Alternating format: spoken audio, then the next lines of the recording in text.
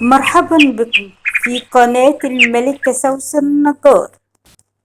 الرجاء الاشتراك وتفعيل جرس القناة.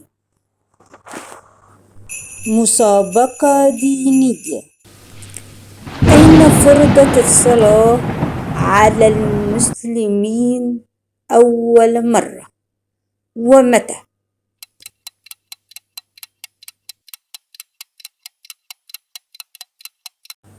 الإجابة في السماوات العلى في ليلة الإسراء والمعراج.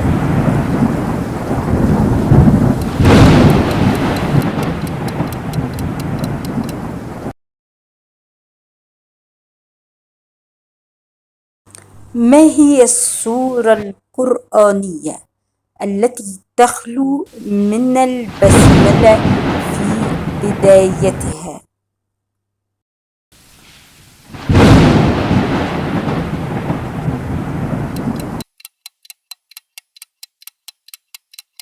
الإجابة سورة التوبة.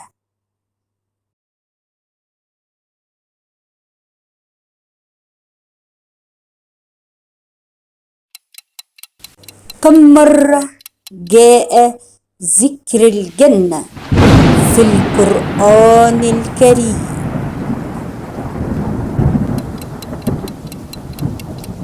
الإجابة 139 مرة.